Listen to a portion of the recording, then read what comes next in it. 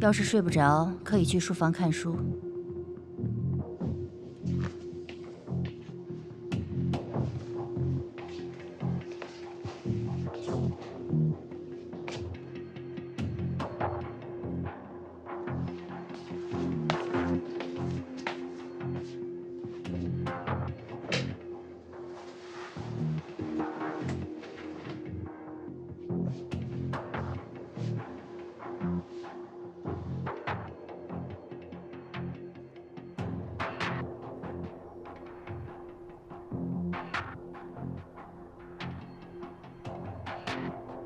看你这身打扮，是刚跑完单回来啊？你癞蛤蟆想吃天鹅肉啊？我不同意你和红礼交往，就是因为你们门不当户不对。离开穆红礼。理由？不需要。松开。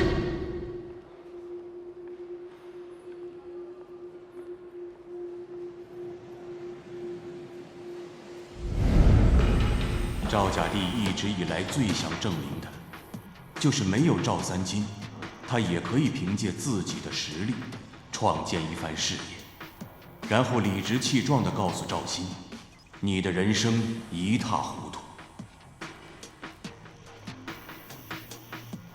但赵家弟忽然意识到，自己总以为凭借这一点小聪明，就足以应付一切。直到被生活狠扇了一记耳光，这声音未必很响，却绝对够疼。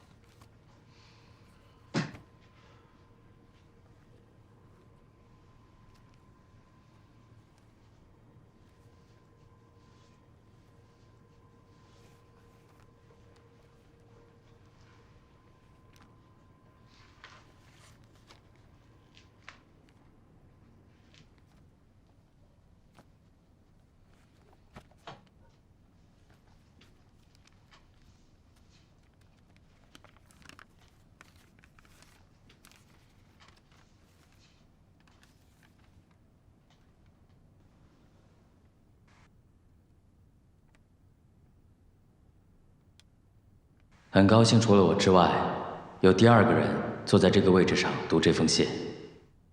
估计你所处的年代早就忘了我这么一个小人物。自我介绍一下，我叫杨清帝，68年出生在一个贫穷农村，89年终于挖到第一桶金，随后在长三角发展。那一年我26岁，心态已经像个半死不活的老人。在建德新安江第一次见到小蔡，大桥上大风大雨，他像一株小草。我见到他的第一眼，就确定他必须过得比谁都要好。我会的都教会给他，我不会的也要花钱请人教给他，没有复杂的原因。也许是因为他身上有我母亲的影子，又或许是因为他太像曾经的我。这是一种缘分，我信命。小时候，我总觉得生活亏欠我太多，总以为好人有好报，恶人有恶报是屁话，总以为剑走偏锋、歪门邪道才是出人头地的唯一出路，所以勾心斗角、尔虞我诈。对不起很多人，伤害了很多人。作为一个男人，40年间白手起家，吃过苦，低过头。30岁就赚到了11位数的钱，还遇到了一个让我很钦佩的对手，赵鑫。是他让我见识到了一个草根崛起的风范，也让我见识到了一个男人的隐忍。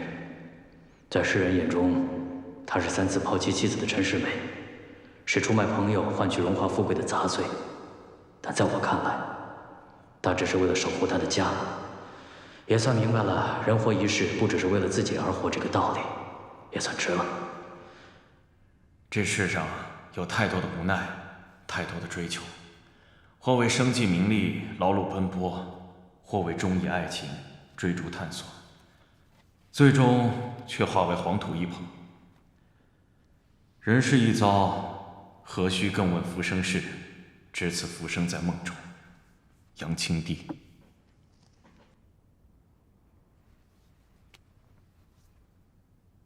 赵家帝没有想到会从一个素未谋面的人口中重新认识自己的父亲。世间之事或许自有因果。蔡延之的前夫杨清帝与赵鑫是旧相识，2人互为竞争对手，却又彼此欣赏，惺惺相惜。赵家帝对这个名字有所耳闻，如果是从别人口中听到对赵鑫的夸赞，他必然嗤之以鼻；但从杨清帝的口中说出对父亲的欣赏，那必是事出有因。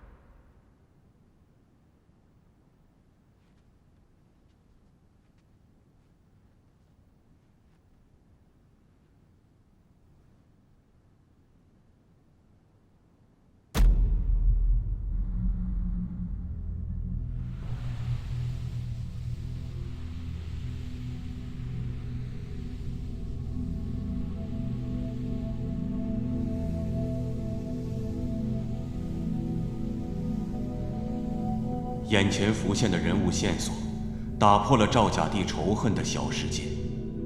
他似乎第一次意识到，身在其位的父亲要面临和思考的，是他一无所知的复杂与现实。而这种一无所知，难道真如杨清帝所说，是出自赵鑫的守护吗？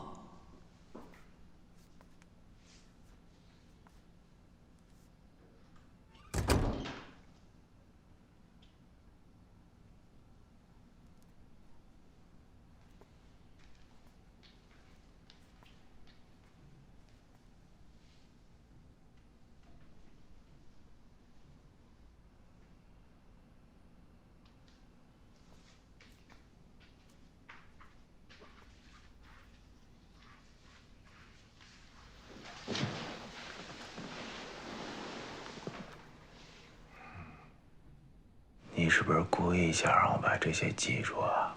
不用，你就算记住了也没有意义。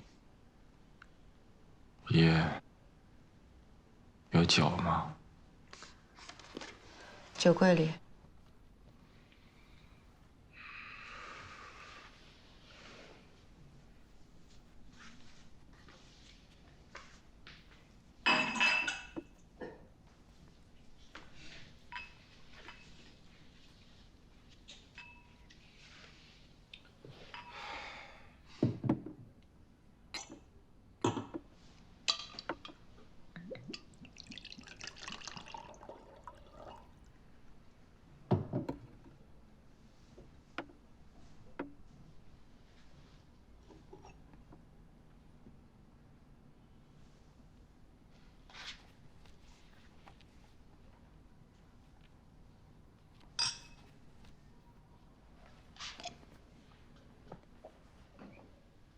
你发什么疯？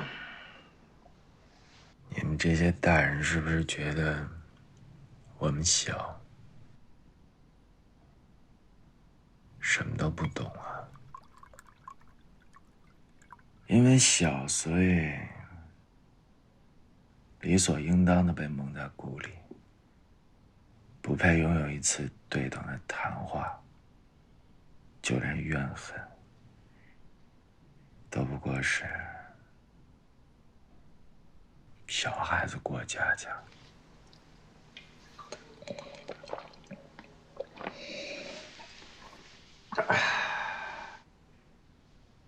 再小那也是颗心，会疼，会期待他爹把他当成男人，就一次。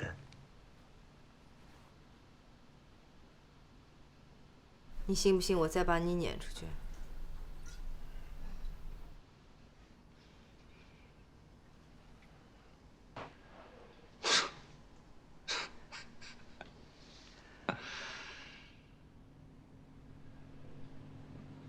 我信，能怎么样？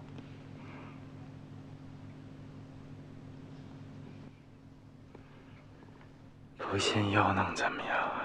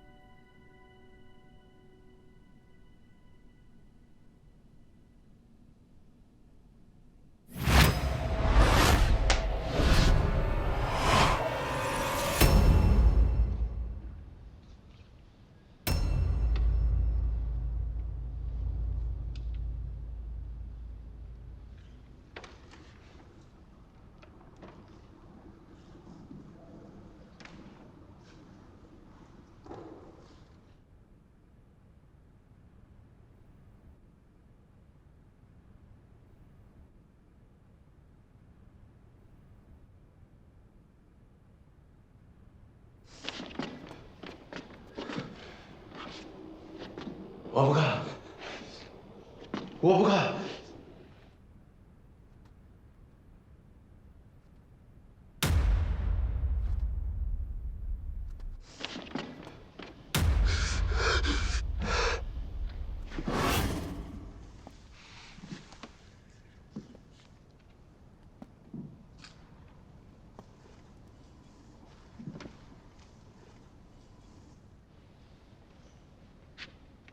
很多人呐，都想知道我一个真实的想法。演戏演了这么多年了，累了。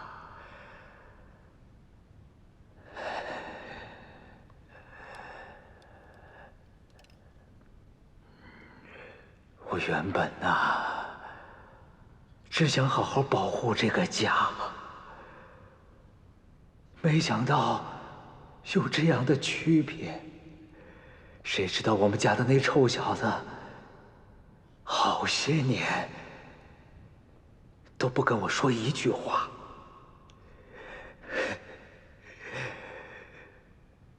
我也不知道这是对呀，还是错。骗子！你们都他妈是骗子！骗你的人，应该是你自己吧？你什么意思？如果你想知道，你就打开门看看。命运啊，掌握在你自己手里啊。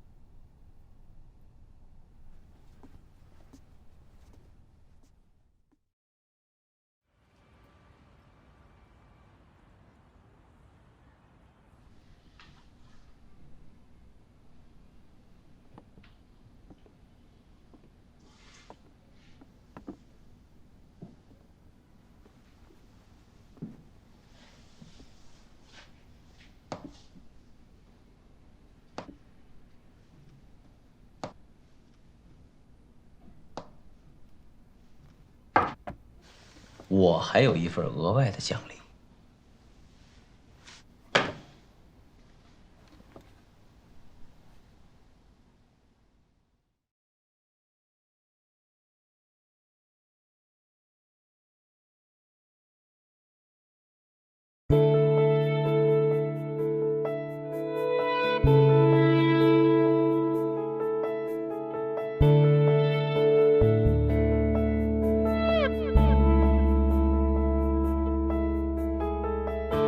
小时候，那故乡像梦一样摇摆，很多路走不出，还不是年少轻狂。我闯啊闯，跌跌撞撞，找不到亮光。其实我从心底要的是你的爱无尽。你是我的光，你是我的光，指向远方。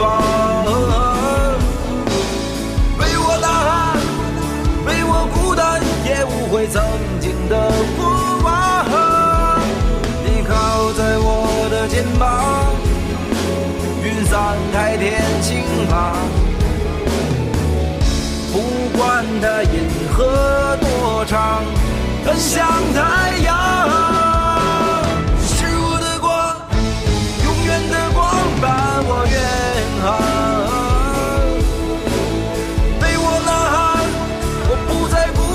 那远方无限的辉煌，看那天空多晴朗，有你在我身旁。流星划过，许下愿望。